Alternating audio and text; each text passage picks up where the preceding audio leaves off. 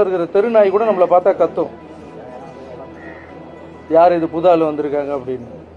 அந்த தெருநாய் இருக்குல்ல, அதுக்கு பிடிச்ச பிஸ்கெட் போடணும். ஒரு சில தெருநாய்ங்கெல்லாம் பார்த்தீங்கன்னா பிஸ்கெட் சாப்பிடாது, பிரியாணி தான் சாப்பிடும், நான்வெஜ் தான் சாப்பிடும். அதுக்கு பிடிச்ச மாதிரி செஞ்சு அதை போட்டு அது நம்மளை கத்தாமல் பார்த்துணும். ஒரு நாய்க்கோ ஒரு வீட்டுக்கே இவ்வளோ ஆகுதுன்னா ஒரு நாட்டை கொடுத்துருக்கீங்க, கொஞ்சமாவது டைம் கொடுங்க.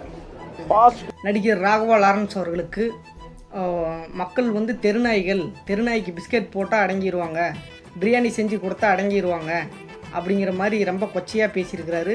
எங்களை பொறுத்த வரைக்கும் அண்ணன் அவர்களே மிகப்பெரிய ஒரு தெருநாய் தான். ஏனென்றால் நீங்களே பேட்டியில் சொல்கிறீர்கள், எனக்கு எழுத பிடிக்க கூட தெரியாது, இன்றைக்கி எவ்வளோ பெரிய ஒரு உச்சத்தில் இருக்கிறேன் அப்படின்னா நீங்கள் கொடுத்த ஆதரவு தான் அப்படின்னு சொல்லி.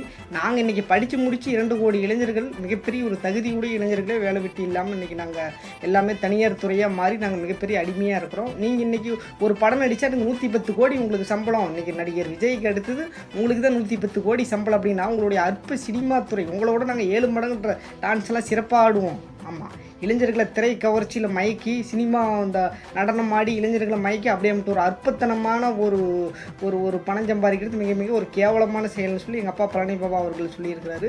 வீரக்கதைகளையும் புரட்சி வரிகளையும் படிங்கடா, தன் இன வரலாற்று முக்கியமாக படிங்கடா, தமிழ் இன உணர்வு கொள்ளுங்கடான்னு எங்கள் அப்பா பழனி பாபா அவர்கள் சொல்லியிருக்கிறாரு.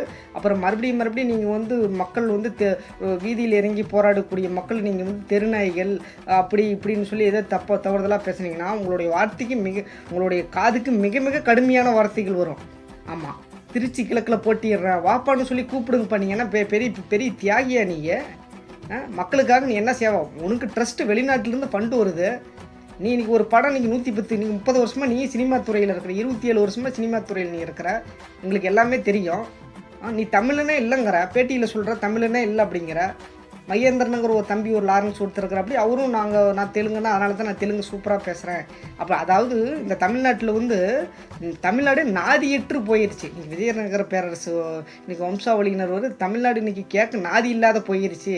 வந்தவங்க போனவங்களாம் ஆட்சி நடத்தலாம், தமிழ்நாட்டை யாருக்கு வேணுமாலும் விற்றுப்பிட்டு போயிடலாம். இன்றைக்கி 10,64,000 கோடி கடன், இவங்க இன்னும் ஒரு 20-30 லட்சம் கோடி கடன் ஆக்குவாங்க.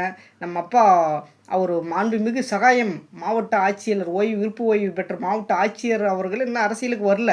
ஆமாம், எத்தனையோ முறை கூப்பிட்டாங்க, அவரே நான் வரல, என் மக்கள் திருந்தணும், நான் மாற்றத்தை விரும்புகிறேன், ஆள் மாற்றம் ஆட்சி மாற்றத்துக்காக நான் வரல, நான் சிறந்த ஒரு அரசியல் மாற்றத்திற்காக, நேர்மையான ஒரு அரசியல் மாற்றத்துக்காக வரப்போகிறேன்.